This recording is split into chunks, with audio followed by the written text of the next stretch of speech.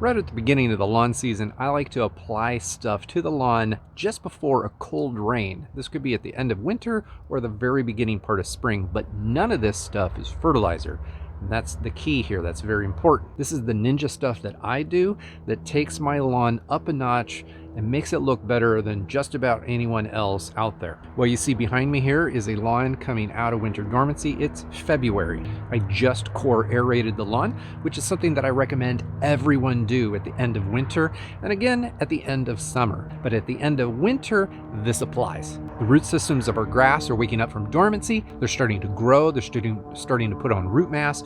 We want to support that growth and set that lawn up for a healthier summer by making it more drought resistant and giving it the ability to uptake nutrients more efficiently. After you aerate, or if you choose not to aerate, this is still the best time to do it, and I would suggest doing this before your first cold rain of what you consider to be spring. I'll be applying biochar, I'll be applying humic acid, I'm going to be applying trace elements in the form of green sand, and then at the end of this video, I'm going to give you a little nugget, a little teaser for the true secret sauce. Everything I'm applying goes into a granular spreader, but that secret sauce I have to put into a liquid sprayer.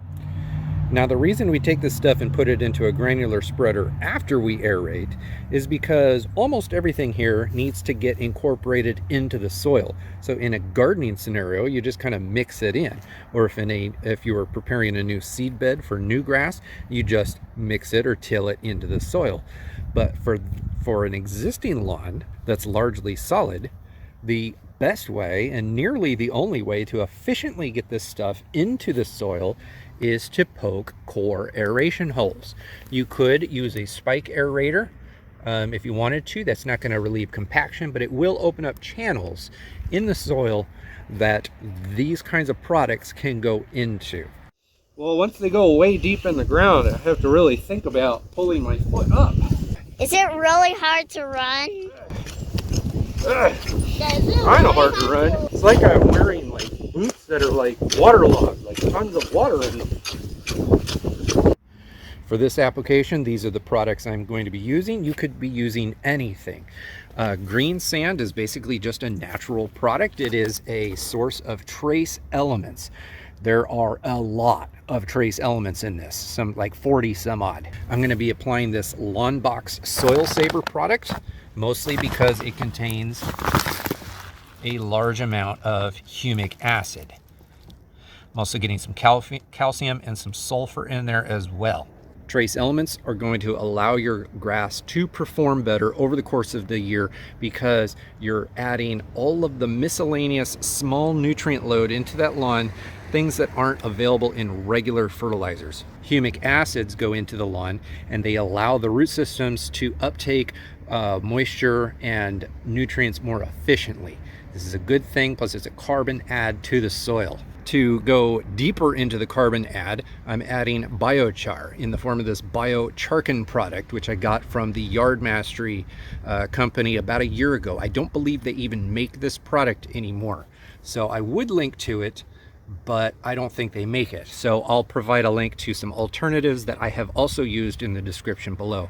Point here is this is biochar. Biochar is essentially wood ash that has been burned under a no oxygen environment. That changes it from a typical ash into what we call biochar. And it has these microscopic pores in it that will retain water and will house beneficial microbial life and fungi, the stuff that we want in the lawn. It will help your lawn retain moisture. This is especially handy for those of you people who have low CEC soils or sandy soils.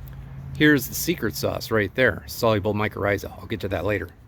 Now, because none of these products are typically considered to be fertilizers, they're not going to be pushing growth, and these are natural products. We don't have to worry about burning our lawn, and we don't really have to worry about applying them in cold weather either. What we do care about is getting them into the soil, and if we're going to be aerating the lawn at the first part of the season, then this is the best time to do it. If we don't aerate the lawn this time of the year, they will slowly work their way down into the upper soil profile on their own throughout the season, and they will provide benefit, just not as much benefit as they would if they got deeper into the ground. I do this at the very end of winter, knowing full well that the products will get deep into the ground before the lawn really wakes up from winter and starts growing gangbusters. No matter what company of biochar you choose, you're going to end up getting this kind of like gritty sort of product. And in almost all cases, the product is a little bit inconsistent in size, and that's okay. We just put a lot into our spreader, a little bit more than you think you need, and you stick it on a high setting and you just go around the yard. It's okay if it goes on heavy. Now, green sand, I'm not going to open the box up at this exact moment to show you, but this is literally almost a powdery sand. Like, the texture is enormously fine. So you're not going to want to spray this on a windy day. I have nearly no wind right now. If you spray it on a windy day, it's not like it's going to damage anything. The issue is you're not going to evenly get it on the lawn, because as it comes out of the spray, like of the hopper here, it's going to get picked up by the wind and kind of blow around like a dust. It's crazy fine. This is also something you might consider wearing a mask, especially with the biochar. These might be things that you might want to wear a mask when you're spraying around, because the dust off of biochar will blow around quite a bit into your face, as well as the green sand. So if you're hit by like a random rogue gust of wind, you don't want to breathe the stuff in. At least I wouldn't want to breathe them in. Now, I like Lawnbox Company. I use a lot of their products, and I do recommend Lawnbox products to most people. But what I'm after here mostly is the humic acid, and so long as you use any product that uses humic acid, whether it be a liquid or a granular, that's what I'm after here. This bag says it treats up to 2,500 square feet, but with humic acid, you can always go above label if you want to. Mostly it just has to do with how much are you willing to spend on product to cover your area. I got this tiny little bag of biochar from the Willow Company. This stuff is a fantastic biochar. It's a little bit finer particle size. This is something that I have put on the lawn before. This is better used for gardens. So if you're interested in biochar for gardening or for potted plants, this is the kind of stuff that you would use as opposed to a lawn spreadable version. All right, that wasn't so bad. I'm gonna go and show you kind of what it looks like on the ground, because most of this ground has been aerated and parts of it haven't. So if you do aerate or don't aerate, this is what you should expect to see. Remember, end of winter here. Here's an area of the lawn that's been aerated. You see this? We got holes. Look at that. In the hole, we've got biochar and humic acid. And the green sand is kind of a powder. You just kind of lose it.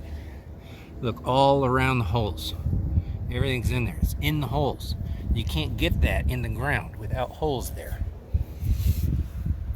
Now over here, I wasn't able to take the core aerator because there's too much of a slant, too much of an incline, and everything's sitting here on the soil surface.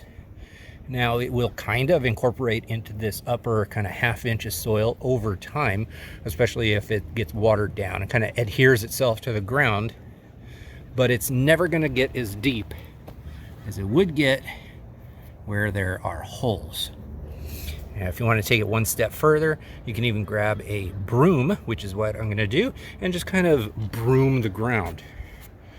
And I'm just going to sweep back and forth a little bit, and that's going to coax some of the extra stuff into more holes. I'm not going to get all of it, but so long as I'm getting a lot of it, then that's good for me. So it's not raining yet. We're supposed to get a lot of rain. 100% chance of rain tomorrow. All of this dry stuff is going to get into the holes tomorrow when it rains. I am not going to apply the soluble mycorrhiza right now. I'm going to wait until it's actively raining. I will be spraying this on the ground in the rain. I'm going to make an entire video about it and to say more about why I'm using this product. Subscribers will see that. Hopefully those of you who don't subscribe will eventually see it anyway. If you've never core aerated your lawn, then this video right up here is all about how to do it, I've done it many times and I've hired it out. I've used multiple pieces of equipment to do it as well. Watch that video next, and if you decide to take on the chore, It will be messy, but man, it is worth it.